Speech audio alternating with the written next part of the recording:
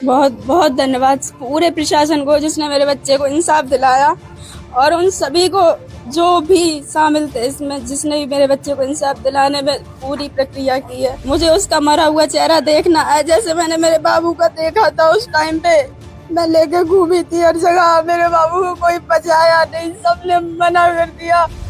तो 40 दिन बाद कोर्ट का फैसला आ चुका है आरव हत्याकांड में। उस जितेंद्र पाठक को फांसी की सजा मिली है। उसके पास हाई कोर्ट में अपील करने का टाइम है। अगर वो हाई कोर्ट चाहता है तो क्या निर्णय निकल के आएगा, आइए पूछते हैं बच्चे की माँ से। जब हमें यहाँ से न्याय मिला है, वहाँ से भी न्याय मिले। उसको फांसी बुली है, लेकिन फांसी हो जाए। मुझे उसका मरा हुआ चेहरा देखना है, जैसे मैंने कुछ लोग तो ये भी कह रहे थे कि ये औरत भी मिली हुई है। तो इस टिप्पणी पे संदर्भ करते हुए आइए पूछते हैं उन्हीं से। वो तो आप नहीं सोच सकते कि लोगों ने क्या क्या कहा। लोग तो ये भी कह रहे थे कि लड़की कैरेक्टर की खराब हो सकती है। जब वो बोल रहा है कि मेरे पास प्रूफ है, तो कहाँ गए उसके वो प्रूफ? कहाँ चली गई अब उसकी वो प्रूफ? सारे सारे सारे अब दिखाए ना वो।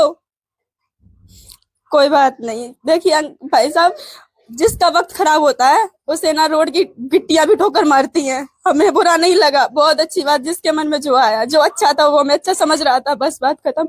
आपने हमें अच्छा समझा, प्रशासन ने हमें अच्छा समझा, हमें न्याय दिया, उन सब के लिए बहुत बहुत धन्यवाद। बच्चे के इनकी आंखों के सामने बच्चा छीन लिया, कैसा रहा होगा इनका जीवन, आइए सुनते हैं इनकी जुबानी।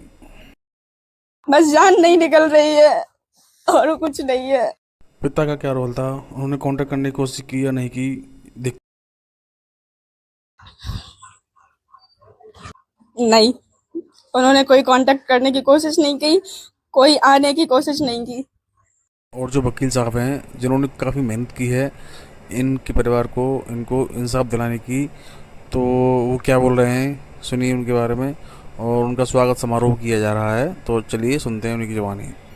तो ये उस जगह से मौके पर बचाव हुआ। इस सारी वारदात की रिकॉर्डिंग जो है, वहाँ पर मौके पर जो वारदात पर मौजूद लोग थे उन्होंने भी देखा घटना को। और वहाँ पर जो घरों में लोगों के सीसीटीवी फुटेज लगे हुए थे, कैमरे लगे हुए थे, उनमें ये सारी वारदात रिकॉर्ड हुई। उसके बाद में इस मामले में FIR लॉन्च हुई, और FIR लॉन्च होने के बाद इस मामले में पुलिस ने बहुत अच्छा काम करते हुए इन्वेस्टिगेशन करने के बाद में पुलिस ने इस मामले में ऑनरेबल कोर्ट में चार्जशीट फाइल की। चार्जशीट फाइल करने के बाद में इस मुकदमे को सेशन कोर्ट में कमिट किया गया ट्रायल के लिए।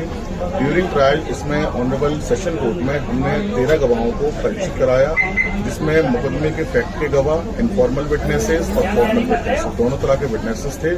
और इस